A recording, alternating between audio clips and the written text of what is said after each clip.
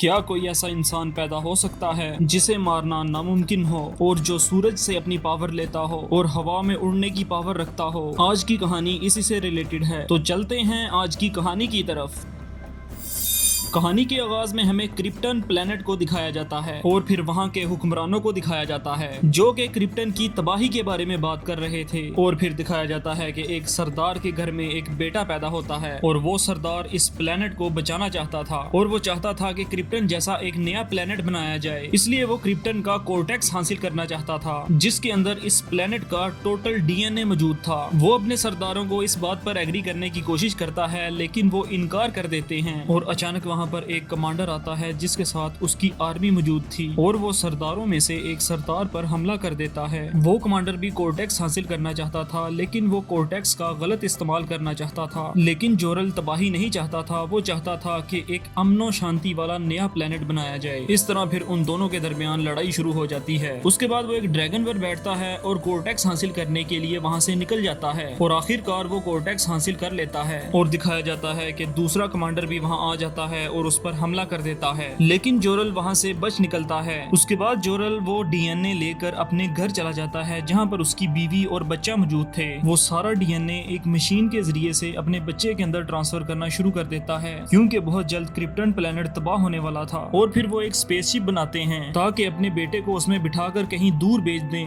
اور کمانڈر بھی وہاں پر آ جاتا ہے اور ان دونوں کے درمیان لڑائی ہونا شروع ہو جاتی ہے، اور آخر کار وہ جورل کو مار دیتا ہے، اور مرنے سے پہلے وہ اپنے بیٹے کی اسپیس شپ کو بھی لانچ کر چکا تھا، اور پھر جورل بھی اس اسپیس شپ کا پیچھا کرنے لگتا ہے تاکہ اس کو تباہ کیا جا سکے۔ اور پھر جب وہاں کے سرداروں کو پتہ چلتا ہے کہ کمانڈر نے جورل کو مار دیا ہے تو وہ سزا کے طور پر انہیں عمر قید کر دیتا ہے، اور دوسری طرف دکھایا جاتا ہے کہ جورل کے بیٹے کی اسپیس شپ کسی دوسرے پلانٹ پر پہنچ چکی تھی، اور پھر ہمیں سمندر کے اندر شپ پر موجود ایک آدمی کو دکھایا جاتا ہے جس کا نام کلارک تھا، اور پھر دکھایا جاتا ہے کہ اچانک سے شپ پر آگ لگ جاتی ہے اور شپ تباہ ہونے لگتی ہے۔ اس طرح یہ شپ پر موجود لوگوں کی جانوں کو بچا لیتا ہے کیونکہ اس کے پاس بھی سپر پاور موجود تھی، اور پھر اچانک سے بلاسٹ ہوتا ہے اور شپ تباہ ہوتی ہے اور وہ پانی کے اندر ڈوب جاتا ہے۔ کلارک اصل میں وہی بچہ تھا جو کرپٹن سے آیا تھا، اور پھر کلارک کے بچپن کو دکھایا جاتا ہے جب وہ ایک اسکول میں پڑھتا تھا۔ وہ دوسروں کے دل کی دھڑکن کو دیکھ اور سن سکتا تھا، اور اس نے اپنے بچپن میں ہی ایک بس کو ڈوبنے سے بچایا تھا۔ اس کا باپ اسے ہمیشہ کہا کرتا تھا کہ اپنی سپر پاور کو چھپا کر رکھا کرو، اگر دنیا والوں کو اس چیز کا پتہ چل گیا تو تم ایک مصیبت میں پڑ جاؤ گے، اس لیے اس کو اپنی سپر پاور چھپا کر رکھنا پڑتی تھی۔ جب وہ بڑا ہوتا ہے تو وہ ایک ہوٹل میں ایک ویٹر کے طور پر کام کرتا ہے۔ اچانک اسے ایک دن خبر ملتی ہے کہ آرکیولوجسٹ کو 20,000 سال پرانی ایک اسپیس شپ ملی ہے، اور پھر کلارک اس اسپیس شپ کی طرف جانے کے لیے تیار ہو جاتا ہے، اور پھر ایک نیوز رپورٹر کو دکھایا جاتا ہے جس کا نام لوئس تھا۔ وہ نیوز رپورٹر بھی اسی اسپیس شپ کی معلومات حاصل کرنا چاہتی تھی، اور پھر دکھایا جاتا ہے کہ وہ رات کے وقت کچھ تصویریں بنا رہی تھی تو وہ دیکھتی ہے کہ اس کی تصویروں میں ایک آدمی چلتا ہوا دکھائی دیتا ہے۔ اصل میں وہ شخص کلارک ہی تھا۔ وہ اپنی آنکھوں کی روشنی سے اس جگہ کو سکین کرتا ہے تاکہ اسپیس شپ کو ڈھونڈا جا سکے، اور آخر کار وہ اسپیس شپ ڈھونڈ لیتا ہے اور اس کے اندر چلا جاتا ہے۔ کلارک کے پاس ایک سیکرٹ کی بھی تھی جو اس کے باپ نے اسے دوسرے پلانٹ سے بھیجتے وقت اس کی اسپیس شپ میں رکھ دی تھی۔ کلارک وہ کی اس موڈیول کے اندر لگا دیتا ہے۔ اچانک سے اسپیس شپ کے اندر ایک آدمی نمودار ہوتا ہے، وہ آدمی جورل تھا، یعنی کلارک کا باپ۔ اصل میں یہ اسپیس شپ کے اندر موجود ایک ایڈوانس پروگرام تھا۔ جورل کلارک کو بتاتا ہے کہ میں تمہارا باپ ہوں اور تم میرے بیٹے ہو، اور تم کرپٹن پلانٹ سے آئے ہو۔ اصل میں ہمارا پلانٹ بالکل تباہ ہو رہا تھا تو میں نے اور تمہاری ماں نے تمہیں بچانے کے لیے ایک اسپیس شپ کے اندر بٹھا کر یہاں بھیج دیا، اور ہم نے کرپٹن کا کورٹیکس تمہارے اندر انسٹال کر دیا، اور مجھے اس وقت ایک آدمی نے مار دیا تھا جو کہ کورٹیکس حاصل کرنا چاہتا تھا، اور تمہارے اندر کافی زیادہ سپر پاورز ہیں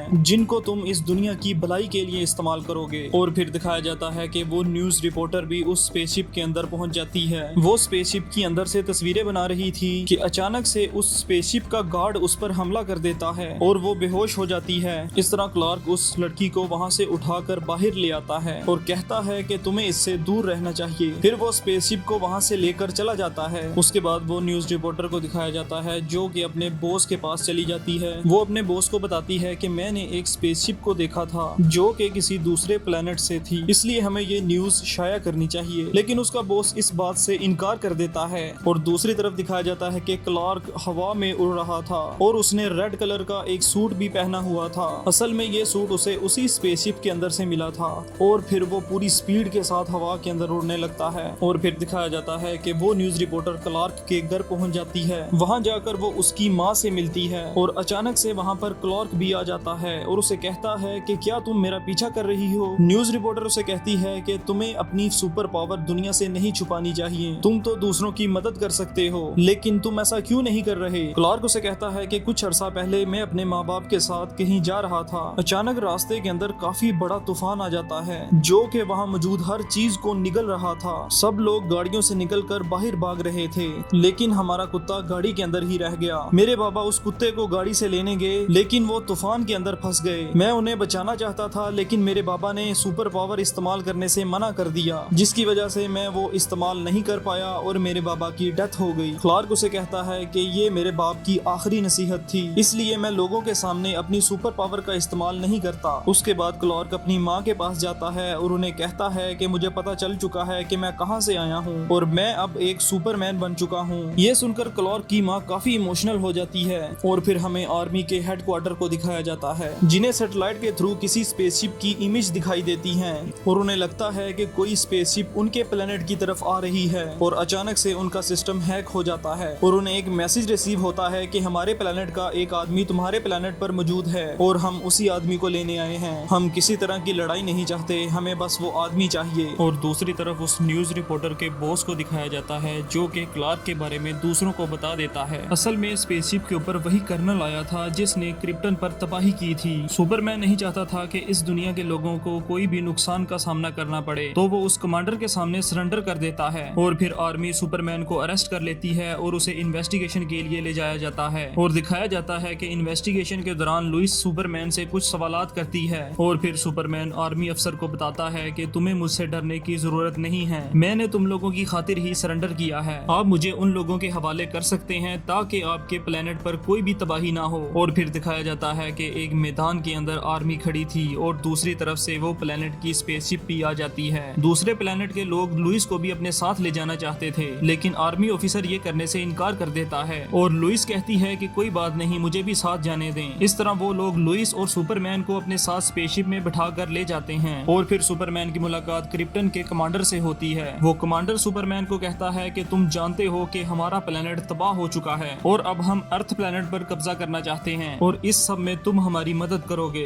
और मुझे कोर्टेक्स के बारे में भी जानना है कि वो कहाँ है। दूसरी तरफ लुइस को दिखाया जाता है जिसे एक चैम्बर में कैद किया गया था और उसके पास एक की मौजूद थी जो कि सुपरमैन ने उसे दी थी। जैसे ही वहाँ पर मौजूद मॉड्यूल के अंदर वो की लगाती है तो जोरल वहाँ पर आ जाता है। जोरल उसे कहता है कि मैं तुम्हारी इस स्पेसशिप से निकलने में मदद करूंगा, इसलिए जैसा मैं कहता हूँ वैसा ही करो। इस तरह जोरल लुइस को एक दूसरी स्पेसशिप में पहुंचने में मदद करता है। इस तरह दोबारा से वो अर्थ प्लेनेट की तरफ निकल पड़ती है और फिर जोरल सुपरमैन के पास भी जाता है और उसे कहता है कि तुम्हें दोबारा अर्थ पर जाना पड़ेगा ताकि तुम वहाँ के लोगों को बचा सको। और फिर सुपरमैन वो स्पेसशिप को तोड़कर बाहर आ जाता है और सूरज की रोशनी की वजह से उसकी ताकत बढ़ने लगती है। इस तरह दूसरी तरफ दिखाया जाता है कि लुइस की स्पेसशिप जो कि अर्थ की तरफ जा रही थी तबाह होने वाली थी। इस तरह सुपरमैन वहां पहुंच जाता है और उसे तबाह होने से बचा लेता है और इस तरह वो सही सलामत अर्थ पर पहुंच जाते हैं। और दूसरी तरफ क्रिप्टन के सिपाही भी सुपरमैन की माँ के घर पहुंच जाते हैं और उसे कहते हैं कि बताओ हमें क्लार्क कहाँ है और कोर्टेक्स कहाँ मौजूद है। वो जनरल उसकी माँ को मारने ही वाला था कि सुपरमैन वहां आ जाता है और उन दोनों के दरमियान खतरनाक लड़ाई होने लगती है। और फिर अचानक से जनरल के सिपाही भी वहां पर आ जाते हैं और सुपरमैन पर हमला कर देते हैं। इस तरह वो कमांडर को सुपरमैन से बचा लेते हैं और दोबारा क्रिप्टन पर चले जाते हैं। क्रिप्टन के ऊपर एक आदमी मौजूद था जो कि उन्हें कहता है कि आप सुपरमैन को यहाँ ले आए, हम उसके अंदर से कोर्टेक्स निकाल लेंगे, वो चाहे जिंदा हो या मुर्दा इससे फर्क नहीं पड़ता। ये सुनकर वो कमांडर खुश हो जाता है और अर्थ पर 2 स्पेसशिप भेजता है जो कि वहां जाकर तबाही मचाने लगती हैं। और फिर सुपरमैन को दिखाया जाता है जो कि आर्मी के कमांडर से मिलता है और उसे कहता है कि हमें इन स्पेसशिप को तबाह करना होगा इससे पहले कि वो हमारी अर्थ को तबाह कर दें। इस तरह एक स्पेसशिप को तबाह करने के लिए सुपरमैन निकल पड़ता है और अपनी पूरी फोर्स के साथ उसके साथ टकराता है और वो तबाह हो जाती है। और दूसरी तरफ दिखाया जाता है कि दूसरी स्पेसशिप को तबाह करने के लिए आर्मी के कुछ अफसर निकल पड़ते हैं। वो एक प्लेन लेकर उस स्पेसशिप की तरफ बढ़ने लगते हैं। उस प्लेन के अंदर लुइस भी मौजूद थी। इस तरह طرح وہ پلین جا کر اس اسپیس شپ سے ٹکراتے ہیں اور وہ تباہ ہو جاتی ہے اور اس طرح لوئس اوپر سے نیچے کی طرف گرنے لگتی ہے اور پھر اچانک سے وہاں پر سپرمین آ جاتا ہے اور اسے گرنے سے بچا لیتا ہے۔ دونوں اسپیس شپ کو تباہ کرنے کے بعد بھی خطرہ ختم نہیں ہوتا اور دکھایا جاتا ہے کہ کرپٹن کا کمانڈر بھی وہاں پر آ جاتا ہے۔ وہ بہت غصے میں تھا اور سپرمین کو کہتا ہے کہ میں اب تمہیں زندہ نہیں چھوڑوں گا۔ اس طرح سپرمین اور اس کمانڈر کے درمیان لڑائی شروع ہو جاتی ہے اور وہ ایک دوسرے کو اٹھا کر ایک بلڈنگز کے اندر مارتے ہیں، لیکن سپرمین اس کمانڈر سے زیادہ طاقتور تھا۔ اس طرح وہ اس کمانڈر کو مار دیتا ہے اور پھر دکھایا جاتا ہے کہ کلارک لوئس کے آفس میں چلا جاتا ہے اور وہاں جاب کرنے لگتا ہے۔ اسی طرح کہانی ختم ہو جاتی ہے۔